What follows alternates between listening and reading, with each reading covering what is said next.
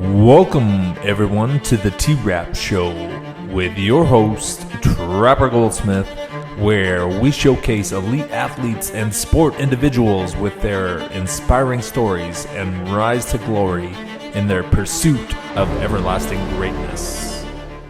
One of the most incredible stories in professional hockey, a man that had a decorated Division I hockey full ride scholarship to Northeastern University, scoring 137 points in 149 games. And he already had serious offers coming from AHL teams while playing Div 1.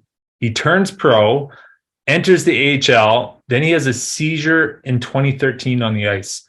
Finds out he has a golf ball-sized tumor in his brain, goes through multiple brain surgeries. I mean, we talk a lot about strength and overcoming adversity on the show, but Wade Macleod is living proof that desire, willpower, and mental toughness aren't just billboard slogans. They are the core of what his accomplishments say about him. So don't you dare turn the channel or log off, because we're going to want to listen into Wade's journey, his battles, overcoming brain cancer, his passion for hockey, and how you too can build mental toughness, whether that be in sport or business. So Wade, welcome, man. Yeah. Thanks for having me. So you grew up like me in BC, Yeah. standout player, full scholarship offer to Boston, Northeastern University. Yeah. How'd the choice come about to head to Boston? Well, actually, I had on offer with the Vancouver Giants, WHL, and I was in my 19-year-old year, so I just have 2 years left in the WHL, and I'd have 4 years in college. So that made a decision pretty easy because I wasn't quite ready to play in the NHL like in 2 years. So I chose to get my education, get graduated with a degree in business, and just have fun and play NCAA hockey. Nice, man. And like, did you have a few offers? Because we had Aaron Volpatti. I don't know if you know him or not. Yeah. We had him on the show, and he went down to Boston as well for full ride scholarship. How, like, did you have a few offers, or was Boston always where you wanted to go?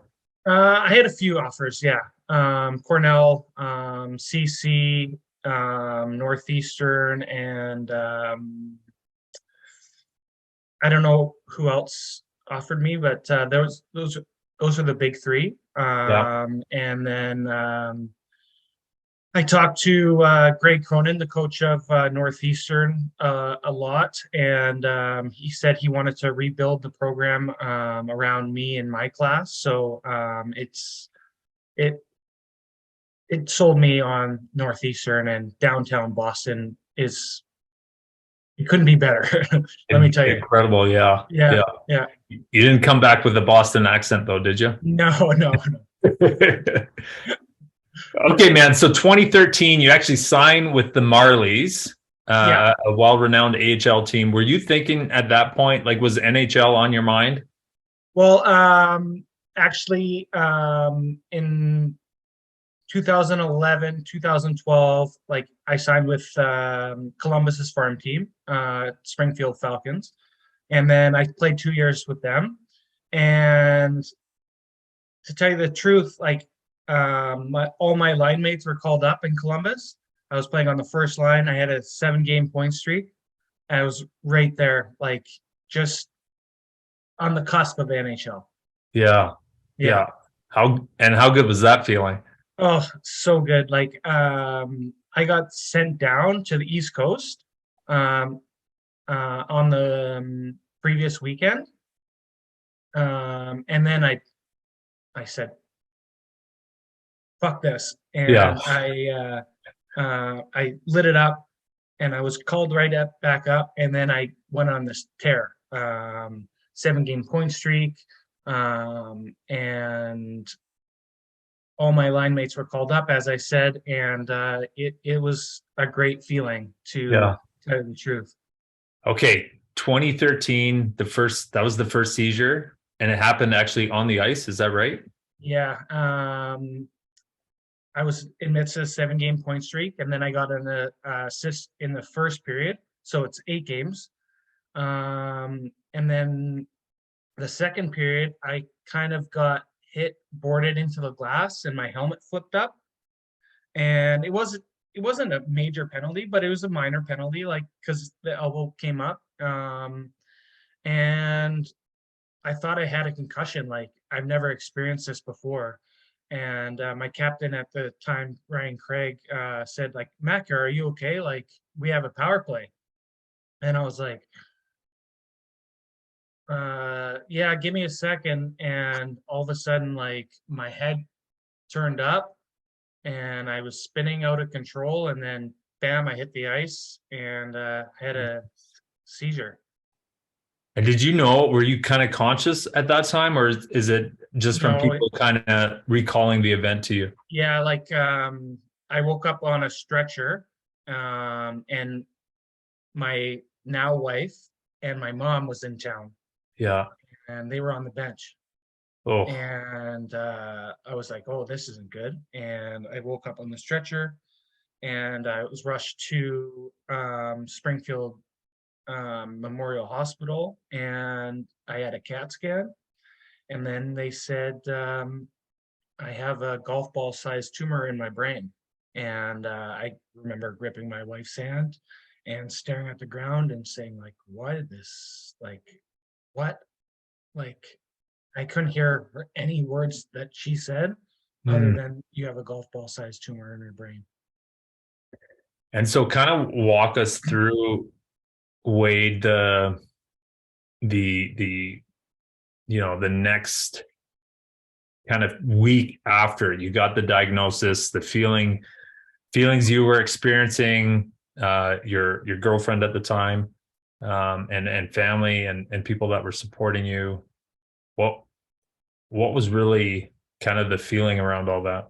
Yeah, so I had many appointments with doctors. I eventually felt okay, like the next day, the 2 days after.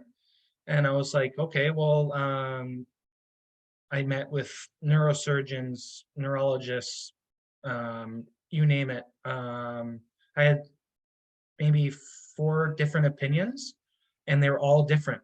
Mm. They all had like, oh, you can play hockey with the medication you're on, or Wow. um, you can't play hockey until it's removed, or whatever. Like, and I eventually went to Boston. Springfield was an hour outside of Boston. So I eventually went to Boston and saw this neurosurgeon, and he said, I'll have you back on the ice in 6 months. And I was like, well, I'm sold. Get Yeah. it, get rid of it. And so he the one that actually operated? Yeah. And not many people know this, but I actually had to wake up in the middle of a surgery twice. So No. it was lodged in my right motor skills, left side of my brain, right motor skills. So it was lodged in between there and speech center. So he wanted to make sure that I had wiggle my toes and move my right hand. And he also wanted to make sure I could talk. Um, and he asked me a bunch of questions. Are you good at hockey? And I was like, I don't know. Yeah, I guess so. Depends if you And fix me up or not, dog. yeah, yeah. And I woke up from surgery, and I couldn't talk. And that was heartbreaking, to say the least. I knew what I could say. I knew what I wanted to say, but Yeah. I just couldn't articulate that in a sentence. So the nurse asked me, "What's my name?" Like right when I got up, and I was like, "It's Wade Macleod." And then I said, and I was like, "What the fuck? Like, say your name, say your name." And all I was focused on from that day, like that minute on, that hour, Yeah. was saying my name, saying my name, saying my name. And I said my name, and it was like the craziest voice that I could ever imagine. Like it didn't sound like me at all. I was like, Wade Macleod. And she said, oh, he can talk, he can talk. And I was like petrified. And my doctor eventually came in the room and said, you have aphasia. You're going to talk again, but it's going to have to go through a training to speak again. Some speech therapy. Yeah, speech therapy. Yeah. Crazy. So now looking at your stats during that time, there's not much of a gap. Like you played ECHL. So did you go back after 6 months after that first surgery? Yeah. I called my college coach, who was the assistant for the Maple Leafs at the time. Yeah. And I said, like, what can you do for me? Like, I'm ready to go. I trained hard this summer. And he said, let me call you back. So he called me back in an hour saying, okay, you're going to Toronto's AHL camp, leaving in 2 days. Don't make an ass of me. Well, he had a thick Boston accent, so he's like, don't make an ass of me. So you went to their training camp. Yeah, and I scored 2 goals in preseason and signed with the Toronto Marlies. Crazy. Yeah, Okay. yeah. So that was the first surgery. You played with the Marlies. Then you got sent back down to the ECHL. Is that right? Yeah. I signed in Boise, Idaho. And temporarily, like I thought, I'd sign there, light it up, and then get called back to the AHL. Yeah. And the AHL teams didn't want to touch me. Really? I don't know why. I know why now. We could speculate. Yeah. And all my whole half the team got called up. I was second in the league in scoring, and I didn't get a sniff.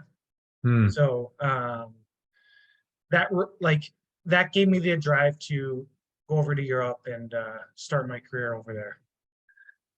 Okay, so you had kind of walk us through playing in Europe now you had another surgery. Is that right? So I played in Rosenheim, outside of Munich.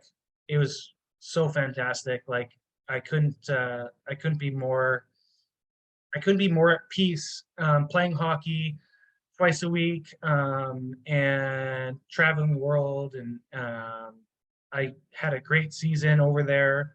Me and my wife actually got married, and then went over there without having our honeymoon. So we had our honeymoon over there in Italy for 3 weeks. Wow. And I got back and I felt good. And then I had scans over there in Rosenheim. And that my doctor called me probably 2 days after I got back and said, like, oh, you have a regrowth. It's going to require surgery. And I was like, holy fuck. Okay. And I couldn't get it in Boston because I wasn't covered in the PHPA. Right. So I had to go through the BC Cancer Clinic. And yeah, it was a nightmare, to say the least. That's crazy. So yeah. Was that a follow-up scan, or was that where you started to feel off? It was a follow-up scan because I had a scan every 3 months and then every 6 months. So I had 2 scans in Rosenheim, and then I shipped them off to my doctor, Boston doctor, and then he said that there's regrowth and get down to Boston. And I was like, yeah, I'm not covered there, and the surgery was like $200,000. So I gotta find another surgeon. So I did a lot of research, found a great doctor, neurosurgeon, and had another surgery. The exact same surgery. Yeah, exact same surgery. I was off for 6 months and then right back at it. Right back playing professional hockey. I signed in Allen, Texas for the late season playoff run. So yeah. So any athlete, I think any athlete has gone through some type of injury, Yeah. recovery. What was the toughest part, Wade, of your recovery? Um, Now the second time. yeah, like just say like have a positive mindset. Like you can achieve anything if your mind can wrap your head around it. And that's what I did. Like I visualized like the goals I scored in the past and then brought them to the future. And I said like I'm gonna make it back. There's no doubt about it. And I have a positive mindset, and the rest is history. I think. Just kept staying positive, Yeah, kept yeah, working at it. yeah. And did you continue playing? Where did you go when you came back from there? Allen, Texas. So that was the Uh, playoff run. yeah, in the East Coast, and then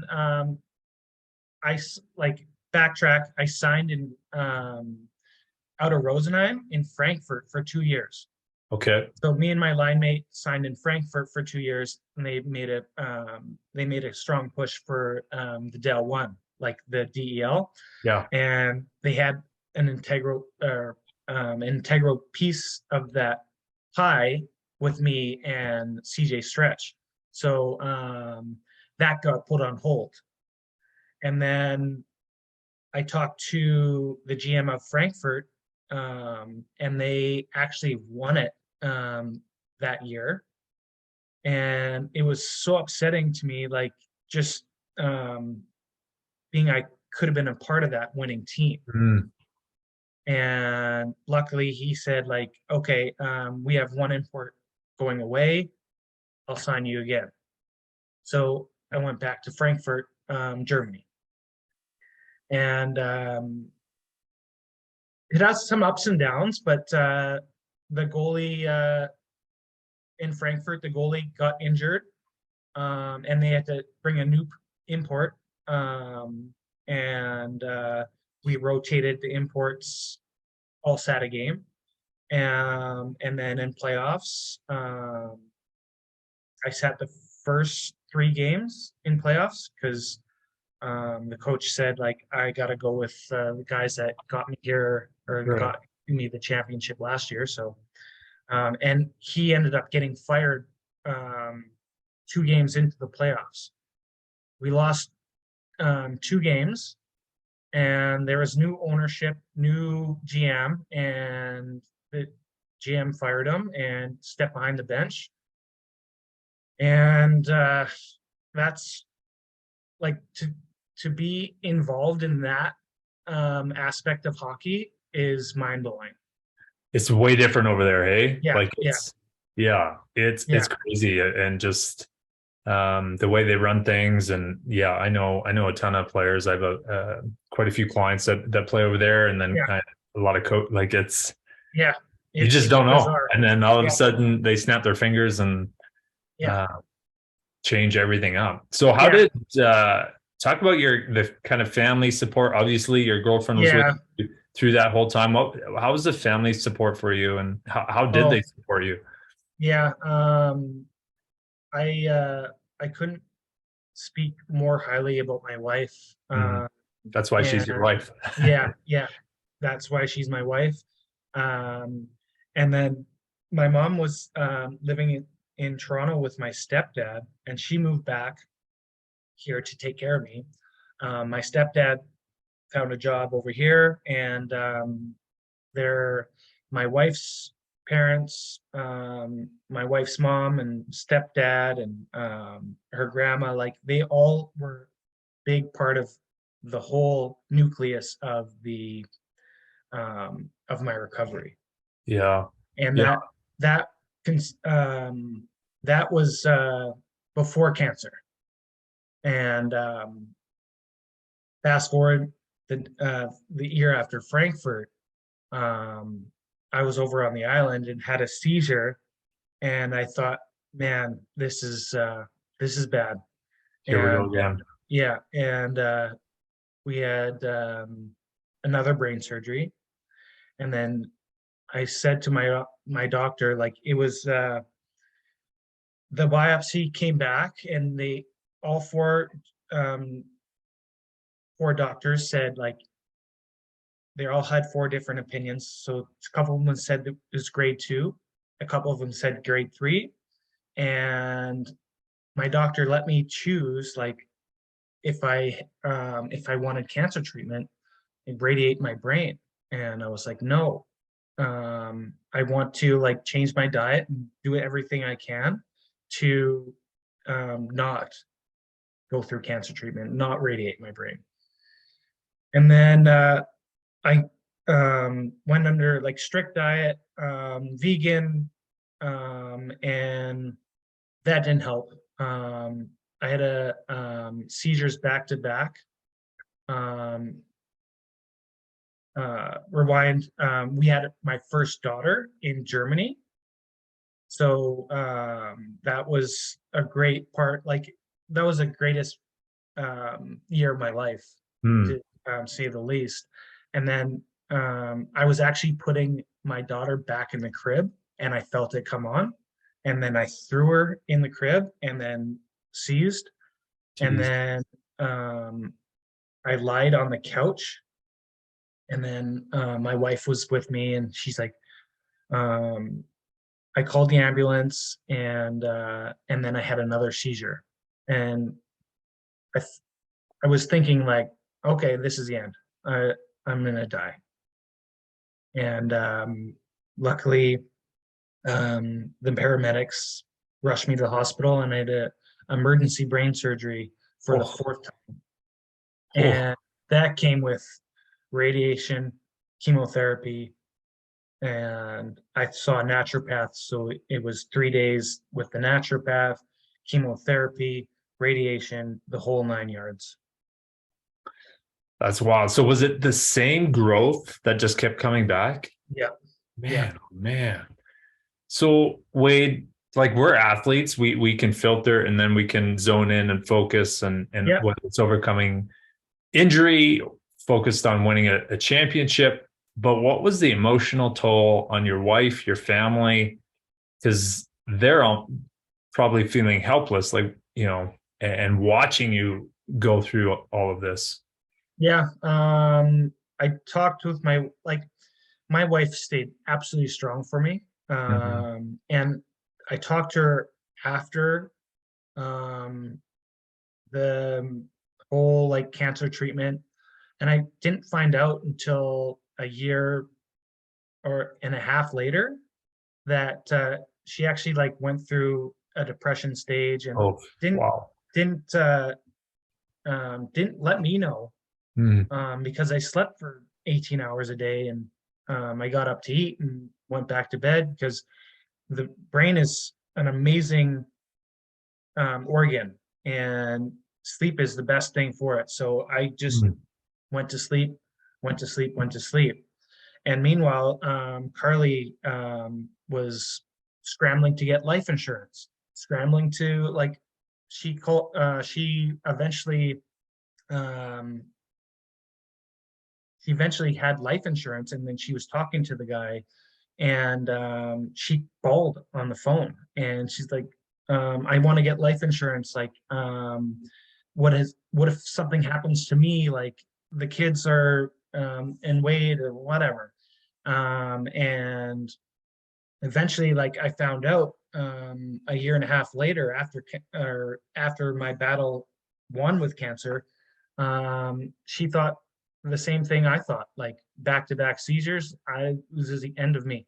Like, and she was bawling, and I was bawling, and I didn't know exactly what she felt, but we had a very in-depth conversation about how she felt.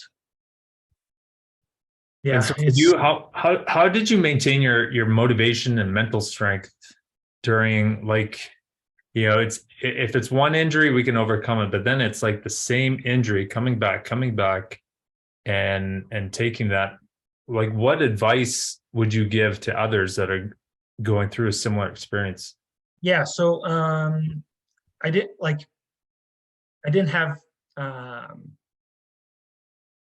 it wasn't all rainbows and sunshine. Like I had No. I had some stresses. I had like thoughts of giving up. But eventually I turned my life around when like I said like I don't want to let cancer be the reason I retire. Mm, And it wasn't the reason I retired. Um, that's and cool. That's cool. and to tell the truth, like I the biggest thing I can say about my resilience is I had a mental strength coach throughout the whole thing. Mm, I highly recommend anyone out there get a mental strength coach because you never know. Like there's a fine line between being professional and being like being a good hockey player, right. and that got me over the threshold of being professional.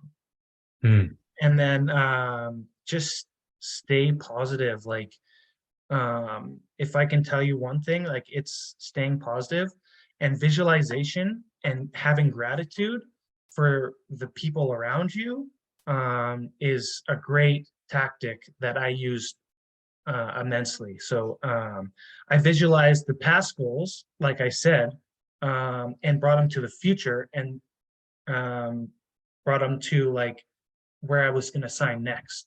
mm, And I visualized that over and over and over again until I got better. I had many scans, many seizures, and finally, my oncologist gave me the news that I beat cancer. And my daughter was outside walking with my mother-in-law, mm, and I ran up to her, my daughter, and lifted her up and said, "I fucking beat cancer." Excuse my language, but I didn't say that, but I wanted to say that. yeah. I beat cancer, and my mother-in-law was filming this, and I eventually posted it to Instagram. Like it was a great moment to say the least. And I got back on my horse and tried to play hockey one more time. So from that point, that's an incredible experience, man. I can, feel the chills I got from that, and I can't imagine what steps from there on the athlete side did you take to get back to pro hockey? You said you had a mental coach, like coaching yourself. What steps from there did you take to get back to pro hockey again? Well, it came with 4 brain surgeries comes with defects. Hmm. So I had to like actually learn how to like move my right side of my body again. And I had like cognitive struggles. So I had to like go to speech therapy, cognitive therapy, physical therapy. Like it came with all that um, amidst the chemo and radiation. So I was fully packed and ready to go. But the one thing that stands out to me was like, why are you doing this? Like, you have enough on your plate. Like, just rest, and we'll tackle the speech therapy and the physical therapy like down the road. Hmm. And I was like, no, I want to like um, the main goal was to play professional hockey again, and I wanted to speed it up. And I wanted to not let cancer win, not let cancer be the reason I retire. And that was my main objective. And to tell you the truth, like I worked my ass off I can to imagine. like um, to prove myself that I could still play professional hockey. Hmm. and I signed in England with the Manchester Storm. I had a good camp there, and then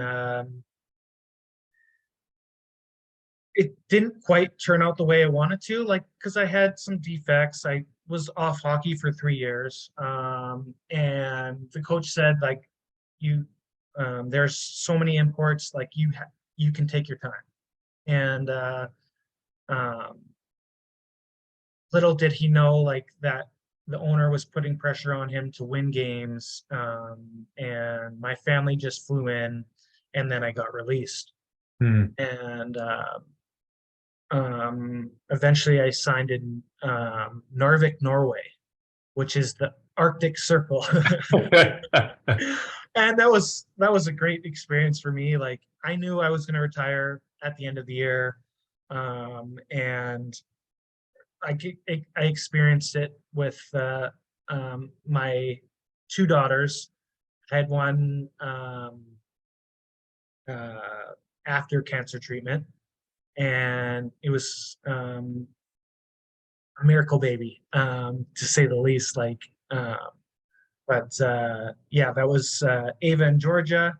Georgia's my youngest, and we experienced Norway together, and That's cool. the Northern Lights, like, Yeah.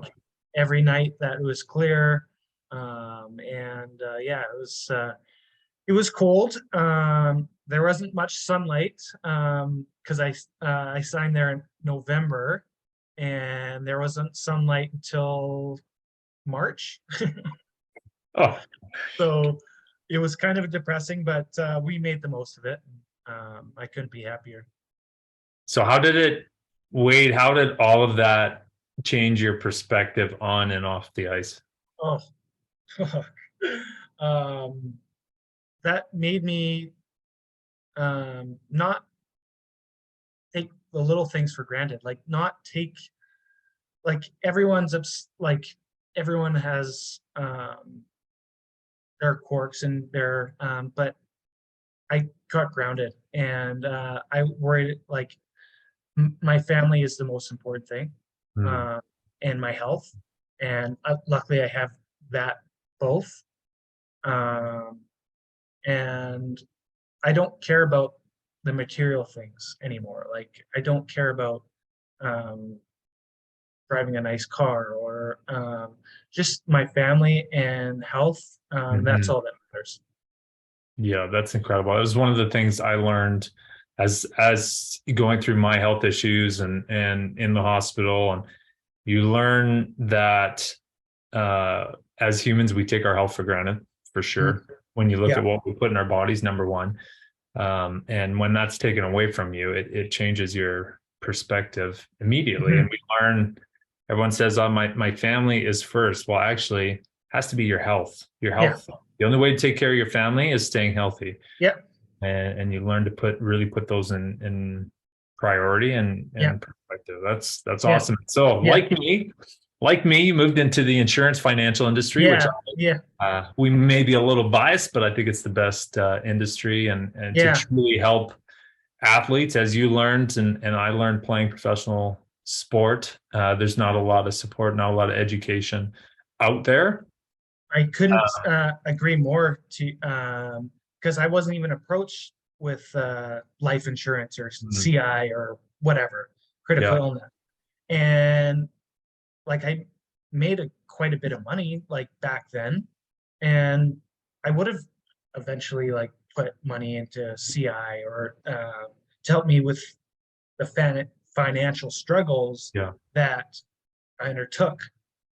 The nightmare that my family and I faced was, so that got me into the insurance business, and life insurance, most importantly.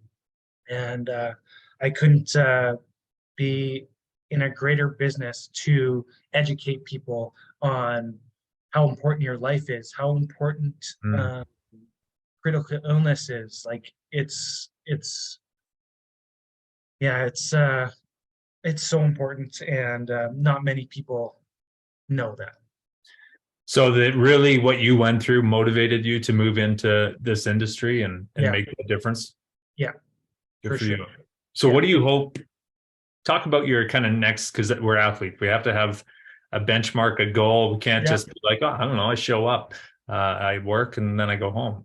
Yeah. What do you hope to achieve with your career now?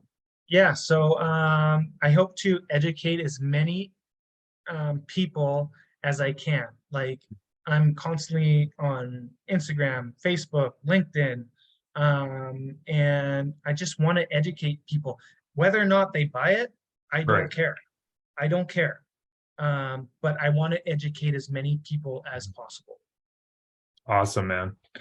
Well, Wade, number one, I appreciate your time. I respect what you've gone through.